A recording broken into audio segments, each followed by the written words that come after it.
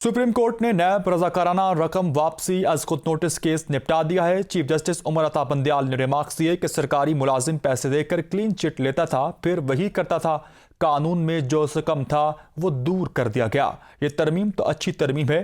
इसी हवाले से मजीद तफसीलात जानिए इस रिपोर्ट में। सुप्रीम कोर्ट में नैब रजाकाराना रकम वापसी अस्कुद नोटिस केस पर समाअत हुई। एडिशनल अटॉर्नी जनरल ने कहा कि 2022 में नैब के सेक्शन 25A को भी अब जुर्म तस्वुर किया जाएगा। जो सजा बिली बारगेन में थी वही अब रजाकाराना वापसी में भी है। रकम की रजाकाराना वापसी के बाद सरकारी ओहदे पर 10 साल के लिए पाबंदी होगी। प्रोसिक्यूटर नैब ने कहा कि मौजूदा केस को नैब तरामीम के बाद सुना जाए। एडिशनल अटॉर्नी जनरल बोले, अस्कुद नोटिस का मकसद पूरा हो चुका है। चीफ जस्टिस पाकिस्तान ने रिमार्क्स दिए कि नैब की सारी तरामीम को चैलेंज नहीं किया गया। प्रोसिक्यूटर नैब ने कहा 25B का जिक्र नैब तरामीम केस में किया गया था, जिस पर चीफ जस्टिस ने रिमार्क्स दिए, सरकारी मुलाजिम पैसे देकर क्लीन चिट लेता था, फिर वही करता था। कानून में जो सिकम था वो दूर कर दिया गया। ये तरमीम तो अच्छी तरमीम है। अदालत ने कहा कि केस के साथ मुंसलिक किए गए केस को अलहदा सुना जाएगा। सुप्रीम कोर्ट ने नैब रजाकाराना रकम वापसी अस्कुद नोटिस केस निपटा दिया। सुप्रीम कोर्ट ने सितंबर 2016 में नैब रजाकाराना रकम वापसी से मुतल्लिक कानून पर अस्कुद नोटिस लिया था।